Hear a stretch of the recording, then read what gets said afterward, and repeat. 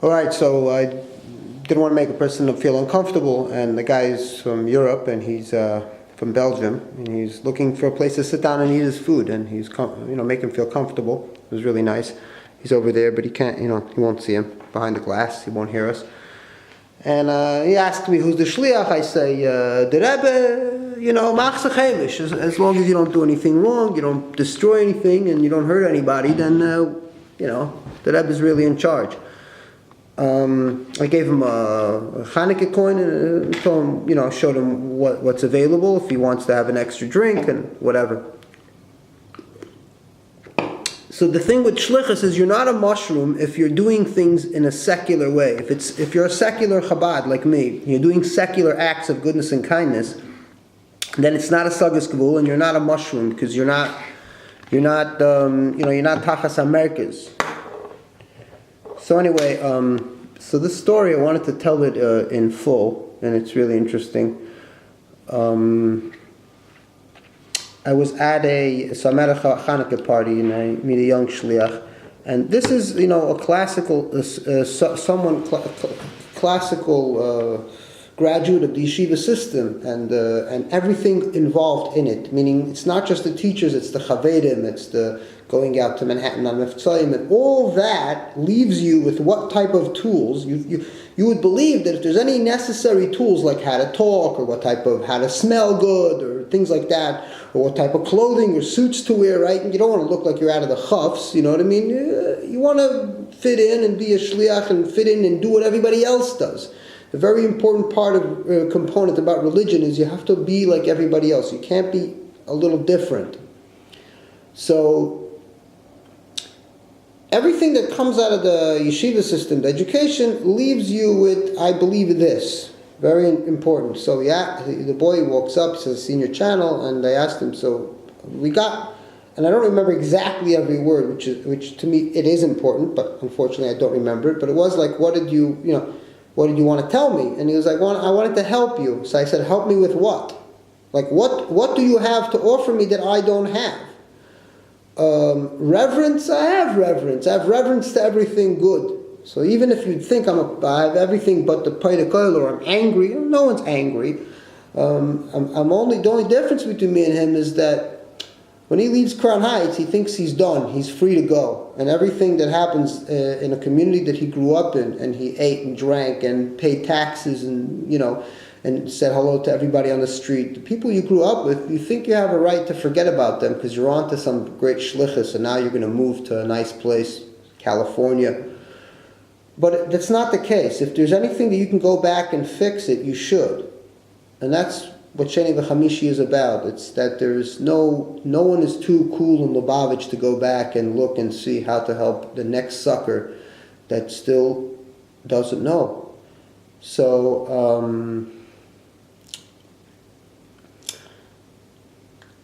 then we get to talking about the Rebbe and Chazal, and this is very difficult to talk about because of the viewers. The viewers are many different people who have different feelings, and I don't want to, I do want to, but I have to do it smart. Of course, there's no truth that we don't want to say. There's no part of human information that we want to withhold from you, but it's hard to break it to you. But now that I said that, I think it made it more comfortable for me to talk about it. So we spoke about the Rebbe and, what does it mean to be a chassid today, right? Because the Rebbe is obviously told us that he tried and it doesn't work, so stop trying. Tefillin and mitzvahs, none of that stuff, washing extra times, negelvasser, none of that stuff, going more times to mikveh. Upping mikveh to 3 times a day won't bring Mashiach. What the Rebbe is saying is, I've tried all the magic tricks, now just be good people. Religion is nice, people have it, it's tradition. People worship the God that their parents worship, and that's it. And there's no need to, But some people don't never heard that message from the Rebbe. So anyway, I said to him, well, we're speaking to a Lubavitchi shliach in Yaman here, and I explained to him that Judaism has a Chazal, and as much as I love the Rebbe, I can't have the Rebbe and have orthodoxy at the same time, because Chazal has the longest standing tradition of not accepting into it ever since Jesus, but doesn't matter. It's also Shapsai Tzvi. There's also religious messiahs There aren't only messiahs who we consider to be of another faith altogether. And that's another issue about history, because it didn't start out that way, but it ended up that way. So that's what it is today. Today, Yashka is a goy. Nobody looks at him like a you know.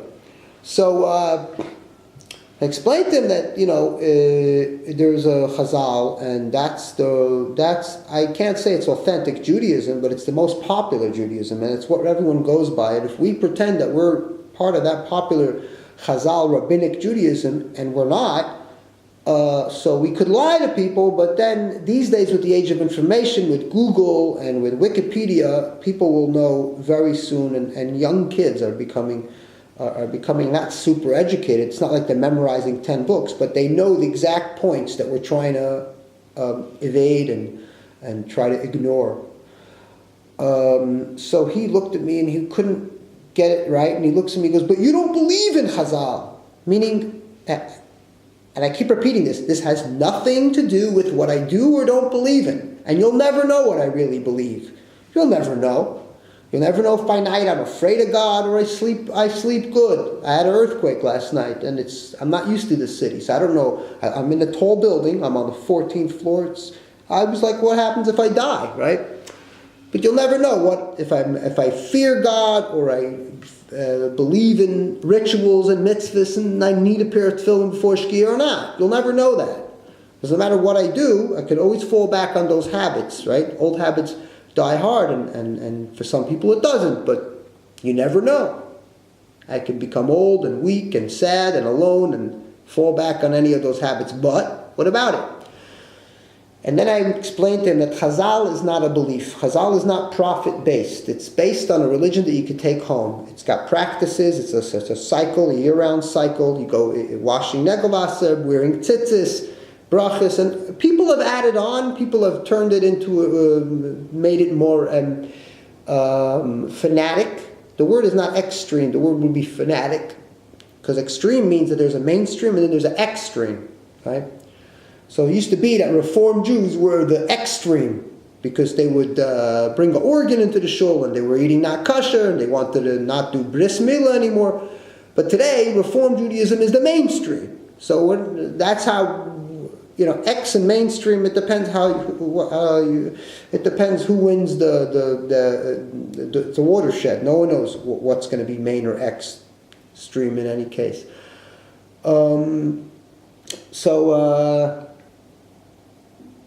Explain to him that Chazal is not a belief; it's a system. It's a system made that a religion, that usually religion is based on prophecy. So Judaism could be a religion that, even though it's based on prophecy, it's not really, because we don't have prophets. We only have rabbis. A rabbi is a regular job. You go to school for it. You pick it up in night school. You don't need to have some supernatural or intense dreams or do a lot of fasting to be a rabbi. And you don't have to have any mental quirks. You could be a regular, normal guy. You come, Shabbat Shalom, and this week's Parsha, and you watch Rabbi Sachs, and that's what people want to see, because that's what they're used to. These people don't want to move on. They want to have that every week. The same old. And then you do baby namings and ceremonies and weddings and funerals, and you make a parnasa. So Judaism is like that. It's an organized religion. This is what we do. It's not a philosophy. You could add philosophy to it. It's not a prophetic thing. You could add prophecy to it. You could tell someone that Rebbe said Mashiach is coming very soon, and these are prophetic words. And another thing that the boy said to me that night in this conversation, right in it, he said that the Rebbe was a prophet, Six-Day War, meaning by accident the Rebbe was right about something in the Six-Day War, which that also isn't true. There wasn't a prediction that the Rebbe made about the Six-Day War and said, this is the strategy, you guys go left, and the army, whoever went left got saved, and whoever went right, and their tanks died. It wasn't what happened. It wasn't even vaguely that. But he was trying to say that the Rebbe is a prophet, and I said, that's all very nice and wonderful, but you can't have tinus to a Fruma Yid that knows that the way you guys are going now, in a few generations, there won't be a remembrance of you in the terms of Klal Yisrael. Just like Shabsai Tzvi, he doesn't have a place in the Arizal does. Shabsai Tzvi doesn't, even though he was a Talmud of the Arizal, and he was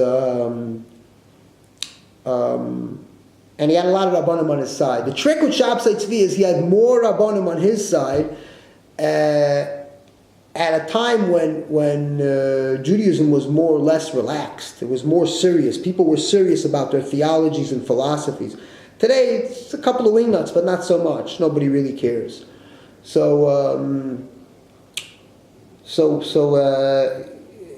you can't have kindness to from people. Now you know. So what happened? I'm trying to show this boy that you could be religious, but give him the humility. You have a truth, it's true to you. But it's true to you, but it's not scientifically true. It's not halachically true. And there's some problems with it, but as long as you're happy and you have a picture of the Rebbe and you love him, and I'll love him too. As long as you're a nice guy, I'll definitely join you and I'll be with you, because because peace is always better. Peace is always, we'll never regret peace, living in peace. And in the end, he was a bad guy and I should have been his enemy all along. We'll never regret it. Peace is always a better option. And in the end, he's going to either choose to mature out of these childhood beliefs or he won't. But in the end, we didn't lose time, and everybody went to each other's weddings and bar mitzvahs, and no one was boycotting each other for nonsense and stupid reasons. Thank you for watching.